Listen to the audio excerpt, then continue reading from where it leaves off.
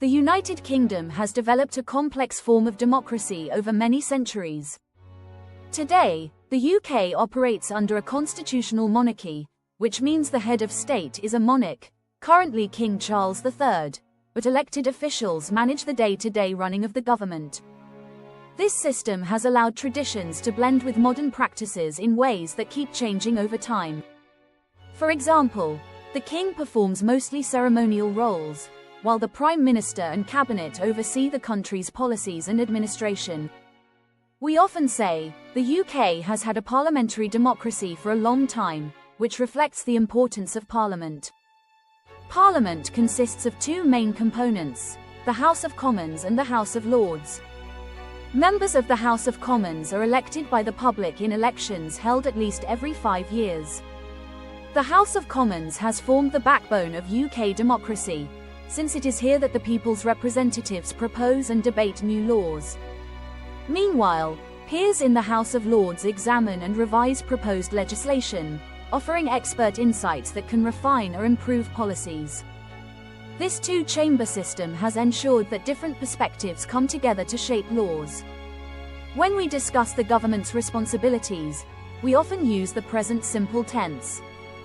For instance, we say, the government creates new legislation and manages public services, or ministers lead various departments. However, the present perfect shows how certain aspects of UK democracy began in the past and have continued to evolve. You might say, citizens have participated in voting for centuries, or the UK has modernized its electoral system several times.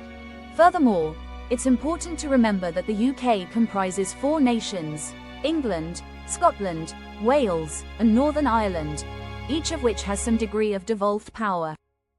This means the Scottish Parliament, the SENEEDD, Welsh Parliament, and the Northern Ireland Assembly have made decisions on issues like education, healthcare, and transportation.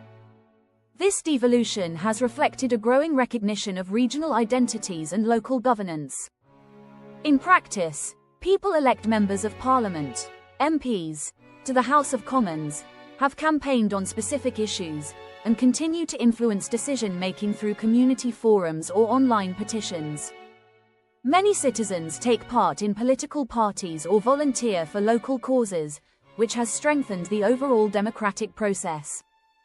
Political parties like the Conservative Party, Labour Party, and others have proposed diverse ideas, ensuring that voters can choose from a range of visions for the country.